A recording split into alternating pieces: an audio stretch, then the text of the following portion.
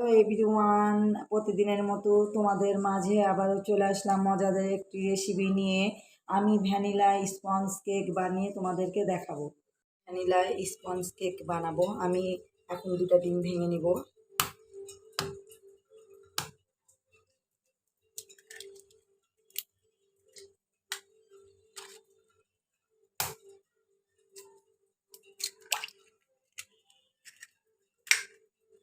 ডিম ভেঙে নিয়েছি। আমি এখন কুসুমগুলো তুলে নিব আলাদা করে একটা বাটিতে। আমি এখন ফেটিয়ে নিচ্ছি। আপনাদের বাসাতে বিটার যদি থাকে অবশ্যই ফেটিয়ে নেবেন। আমার বাসায় নাই, তাই আমি কাঁটা চামচ দিয়ে ফেটিয়ে নিচ্ছি। আর যাদের নাই তারা কাঁটা চামচ দিয়ে ফেটিয়ে নেবেন। এখন ভালোভাবে ফেটিয়ে নেব। ভালোভাবে আমার কাঁটা চামচটা আমি ফেলে দিয়েছি, দিয়ে আমি বেটার দিয়ে এভাবে করে নিয়েছি। এটাতে বেশি ভালো হচ্ছে। আপনাদের বাসাতে যদি বেটার থাকে এটা দিয়ে করে নেবেন, ভালো হবে। আমার সুবিধার জন্য আমি এটা নিয়েছি।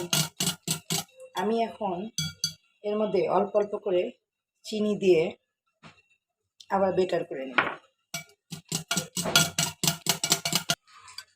আমি চিনিটা ব্লেন্ডারে ব্লেন্ড করে নিয়েছি। আপনারাও বাসায় এইভাবে করে ব্লেন্ড করে নেবেন। আর অল্প অল্প ফোমে অল্প অল্প করে চিনি দিয়ে দিয়ে জিনিসটাকে ভালো করে ফোমের মধ্যে মিশিয়ে নেবেন। আমি অল্প অল্প করে দিচ্ছি, দিয়ে ভালো করে মিশিয়ে নিচ্ছি।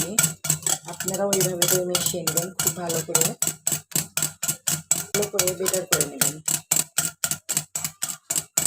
দেখুন আমার ফোমটা কত সুন্দর তৈরি হয়েছে। খুব সুন্দর হয়েছে আমার ফোমটা।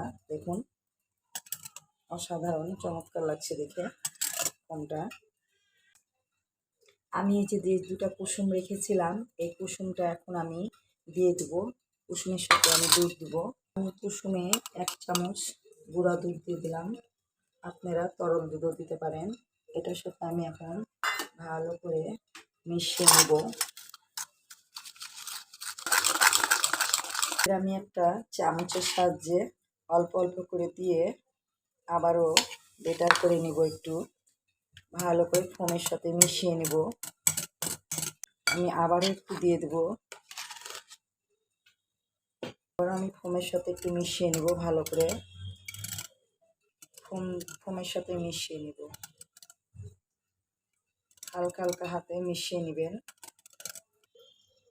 আমি 1 চামচ ভ্যানিলা এসেন্স দিয়ে দিলাম। ডিমে গন্ধ থাকবে না। ভালো করে ফোমের সাথে আস্তে আস্তে করে মিশিয়ে নিলাম। আমার ফোমটা তৈরি হয়ে গেছে। এখন আমি অল্প অল্প করে আটা এর মধ্যে দিয়ে দেবো, দিয়ে হালকা হালকা হাতে ভালো করে জিনিসটাকে ফেটে নিই। আমি আবারও অল্প করে ঢেলে নিলাম। ঢেলে দিয়ে আমি হালকা হাতে করে আস্তে আস্তে করে নেড়ে দিব। আর একটু আছে, আমি সম্পূর্ণ ঢেলে নিলাম, নিয়ে আমি মিশিয়ে দিলাম। এখন ভালো করে হালকা হালকা হাতে এইভাবে করে আপনারা মিশিয়ে নেবেন। আমি বেকিং পাউডার দিয়ে দিলাম, দিয়ে আমি একটু ভালো করে নেড়ে চেড়ে নেব। চামচ আমি সাদা তেল দিয়ে দিলাম।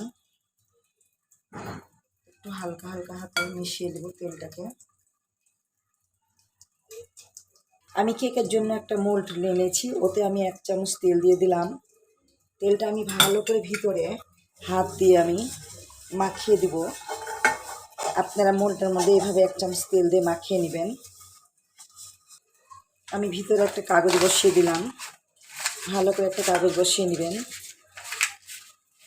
আমি এর মধ্যে একটু আটা ছিটিয়ে দিয়েছি, কেকটা যেন না লেগে যায়, তার জন্য একটু আটা ছিটিয়ে দিই। আমি এখন ঢেলে নেব মোল্ডের মধ্যে। আমি এখন মোলটা ড্যাব ড্যাব করে একটু দেব। এইভাবে করে ড্যাব ড্যাব করে বাড়ি মারবেন, তাহলে ভিতরে যদি কোনো লাঞ্চ থাকে তাহলে সবগুলো লাঞ্চগুলো বসে যাবে। আমি ভ্যানিলা স্পঞ্জ কেক আজকে চুলাতে তৈরি করে আপনাদেরকে দেখাবো। আমি এখন চুলায় বসিয়ে দিলাম। একটা স্ট্যান্ড দিয়েছি ভিতরে, আপনারা দেখলেন। স্ট্যান্ডের উপর ভালো করে বসিয়ে দিয়ে আমি এটা 40 মিনিটের জন্য ঢাকনা দিয়ে ঢেকে দেবো। 40 মিনিটের জন্য দিয়ে দিলাম চুলাতে। আমি এখন ঢাকনা দিয়ে ঢেকে দেবো। আমি এখন ভারী কিছু দিয়ে এই যে চাপিয়ে দিলাম, 2টা নোড়া দিয়ে দিয়েছি।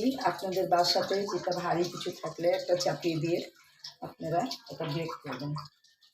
ভ্যানিলা স্পঞ্জ কেক আমি এখন আপনাদেরকে দেখাবো। কত সুন্দর স্পঞ্জি হয়েছে দেখুন, খেতে অসাধারণ,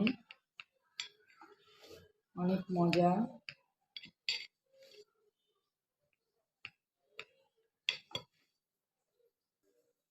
দেখুন কত সুন্দর হয়েছে, স্পঞ্জি, অনেক সফট হয়েছে।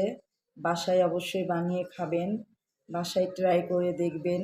আমার ভিডিওটি ভালো লাগলে অবশ্যই লাইক, কমেন্ট, শেয়ার করবেন। আল্লাহ হাফেজ।